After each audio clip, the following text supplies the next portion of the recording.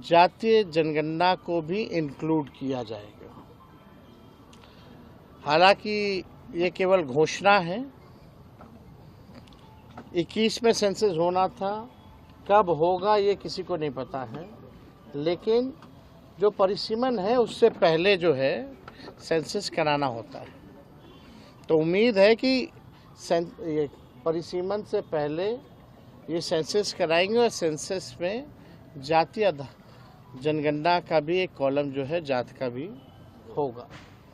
जो लोग हम लोगों पे आरोप लगाते थे जातिवादी लोग हैं, जात पात फैलाता है, आज उन सभी के मुंह पर जो है तगड़ा तमाचा जो है लगा है।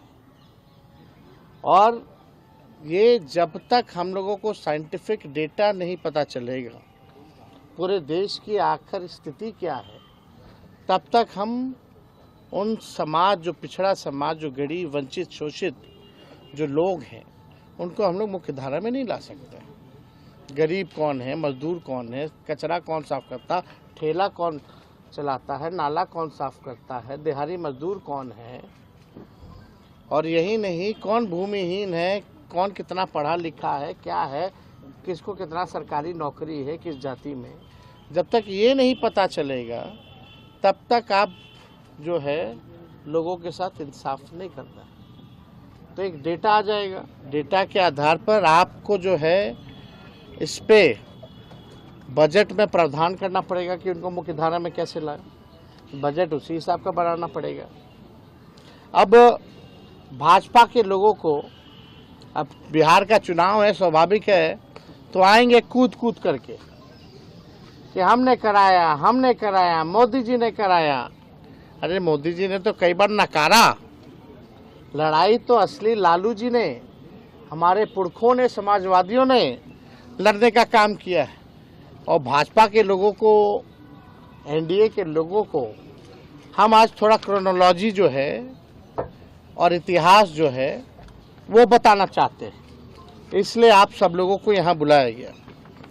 1996 में देवगौड़ा जी के कैबिनेट में ये निर्णय हुआ था कि 2001 का जो सेंसस होगा उसमें जातीय जनगणना जो है कराया जाए। और लालू जी उस समय जनता दल के राष्ट्रीय अध्यक्ष रहे और ये हम लोगों के दल के, हम लोगों के नेता की 96 से ही लगातार जो है मांग थी। कोई माने ना माने, ये इंडियन एक्सप्रेस का ये कटिंग भी है हमारे पास।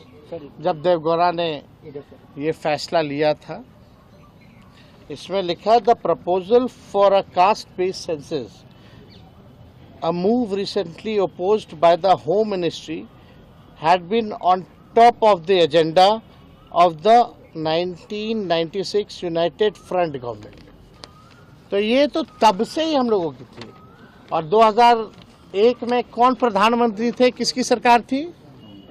तो हम लोगों, बीजेपी की सरकार थी, अटल जी प्रधानमंत्री थे। तो जो हम लोगों का जो कैबिनेट जो डिसीजन था जनता दल का, आपका यूनाइटेड फ्रंट गवर्नमेंट 1996 का, उसको भाजपा की सरकार ने नहीं माना। फिर आप आइए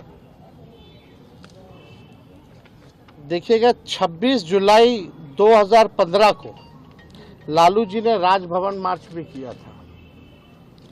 और लगातार 2016 से हम लोग 17 हो, 18 हो, 19 हो, लगातार जो है जाति आधारित गणना की जो है मांग हम लोगों ने की।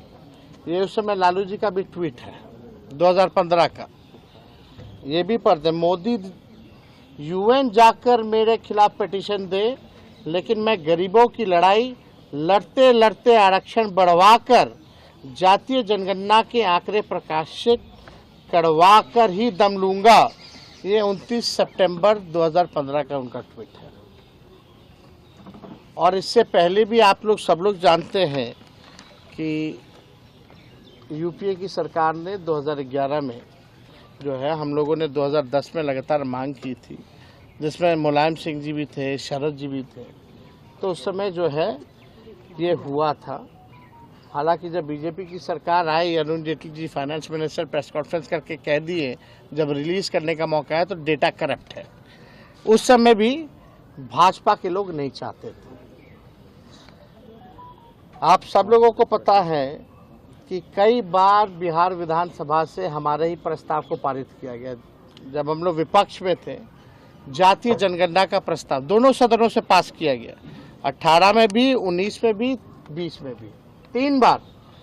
और हमारे सुझाव पर ही पहली बार बिहार में सर्वदलीय प्रतिनिधि मंडल 23 अगस्त को प्रधानमंत्री जी से नई दिल्ली मिला।